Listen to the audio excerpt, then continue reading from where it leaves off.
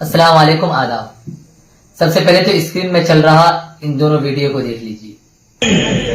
अररिया में रहना है तो हिंदू बनना होगा। अगर ये बदिया, ये घुसपैठिए, ये मुसलमान अगर हमें एक थप्पड़ मारे तो सब जमा होकर के उसे 100 थप्पड़ मारेंगे। बटोगे तो दुर्गा मैया के हाथ में तलवार रहता है न, शंकर जी के त्रिशूल रहता है न, भाला भी रहता है न। अपने अपने घर में उसकी पूजा करो, और कोई आए दुश्मन तो उससे अपनी रक्षा भी करो। आप ये समझिए कि इन दोनों भाषणों का सीमांचल से मिलान क्या है।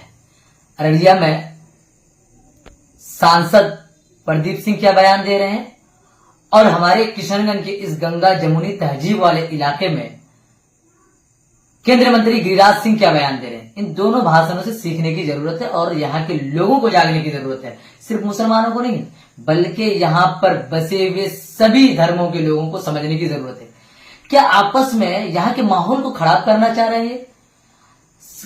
केंद्रीय मंत्री गिरिराज सिंह के बयान को सुनिए, उनमें से ये पता लगेगा कि शायद मुसलमानों ने यहाँ के लोगों के साथ बहुत अत्याचार किया है। यहाँ की जो आबादी है, मेजोरिटी है, वो मुसलमानों की है। और आपने देखा होगा कि यहाँ के मुसलमानों ने जो पूरे हिंदुस्तान को जो पैगाम दिया है वो कहीं के भी मुसलमान नहीं दे सकते हैं। कभी यहाँ को छोटा पाकिस्तान कह देना, कभी यहाँ और कोई बात कह देना, और अब की बार हद से पार जो बातें केंद्रीय मंत्री गिरिराज सिंह ने और प्रदीप सिंह ने कही है, उन दोनों बातों को सुन के ये पता चलता है कि ये चाहते क्या हैं। इधर केंद्रीय मंत्री गिरिराज सिंह कहते हैं कि हर घर में तलवार रखिए, त्रिशूल रखिए। अब सिखा क्या रहे भाई? बच्चों के हाथों में किताब नहीं पकड़ा रहे हैं। अब टीनेजर को क्या सिखा रहे हैं कि आप तलवार रखिए, साथ में लेकर आपने तलवार का प्रचार कर दिया। ठीक है, अब सभी धर्मों के लोग करेंगे और हम ये कह रहे हैं कि सभी धर्मों के लोगों को ये पालन करना चाहिए कि आप अपने सुरक्षा के लिए जो भी चीजें घर में रखना होगा वो रखिए। लेकिन उधर हमारे बगल में ही सांसद है महोदय, और वो कह रहे हैं कि अररिया में रहना है तो हिंदू होना पड़ेगा। ये कहाँ का नियम है? लॉ एंड ऑर्डर आप बनाते हैं, आप ही उसको तोड़वाते हैं। क्या इन दोनों भाषणों से लॉ एंड ऑर्डर सही रहेगा? यहाँ के लॉ एंड ऑर्डर में कोई ये नहीं आया। यहाँ के एसपी साहब, यहाँ के खास करके सांसद अररिया और किशनगंज के एसपी साहब क्या कर रहे हैं भाई? जिला प्रशासन क्या कर रही है? इतना खतरनाक भाषण आकर के जिले में आकर के दे देना और उनको ये कहना कि भाई ये तो अच्छा है, अपने धर्म के प्रति कर रहा है। अपने धर्म के प्रति नहीं किया, बल्कि यहाँ के लोगों को लड़ाना चाहते हैं। दोस्तों, आपको समझने की जरूरत है, क्या यहाँ के मुसलमानों ने कभी कोई मंदिर तोड़ा? हमारे मंत्री जी कह रहे हैं कि हमने मंदिरों को तोड़ दिया। हमारे लोग कभी किसी बहु बेटियों का जाकर के, नन मुस्लिम बहु बेटियों का जाकर के बदतमीजी किया, छेड़खानी किया? कहीं आपको पूरे जिला में ऐसे देखने को नहीं मिलेगा। अब कहना क्या चाह रहे हो भाई? आप बस थोड़ा सा वोट को एकत्रित करने के लिए, धर्म के नाम पर एकत्रित करने के लिए आप पूरे सीमांचल को बदनाम कर रहे हैं।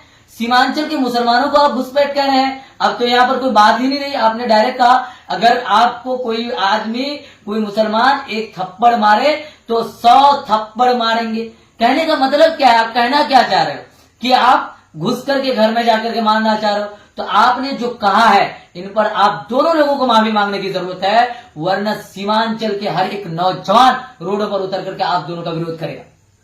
बीजेपी के लोग कैसे सीख दिखा रहे हैं भाई? हमारे यहां से दिलीप जायसवाल साहब बीजेपी का आदमी है और हमारे यहाँ के सभी जनप्रतिनिधि उनको एक होकर एमएलसी बनाते हैं। आपको अभी बोलने की जरूरत है। माननीय मंत्री जी जायसवाल साहब से हम अनुरोध करते हैं कि आप इन दोनों नेताओं के खिलाफ आप अपना बयान दीजिए और इन लोगों को कहिए कि सीमांचल ऐसा इलाका नहीं है। आपके प्रति हम लोगों की बहुत मोहब्बत है। हम लोगों ने कभी सीमांचल में ऐसा कोई भावना, ऐसा कोई प्रोग्राम नहीं किया जिनकी वजह से किसी भाइयों के दिल में यह ठेस पहुंचे। और आपने आकर यहां सिर्फ मुसलमानों का नहीं, बल्कि सेकुलर हिंदुओं का भी दिल तोड़ा है। आपने क्रिश्चियन लोगों के भी दिलों को ललकारा है, ईसाइयों को भी आपने ललकारा है। आप अपने यहाँ के लोगों के लिए कुछ तो कर तो नहीं रहे और उल्टा यहाँ के लोगों को आप यहाँ का माहौल खराब करने के लिए उकसा रहे हैं। सीमांचल के सभी लीडरों को एक होने की जरूरत है, चाहे आप जिस पार्टी में हो। इनके खिलाफ एक बड़ा आंदोलन छेड़ने की जरूरत है, वरना सीमांचल में ये लोग दंगा फैला देगा। हम इन्हीं चंद बातों के साथ अपनी बातों को खत्म करते हैं और यहाँ के सभी धर्मों के लोगों से अनुरोध करते हैं कि यहाँ के माहौल को बिल्कुल भी ऐसे लोगों के प्रति, लोगों के बातों में आकर, बहकावे में आकर यहाँ के माहौल को खराब न करें।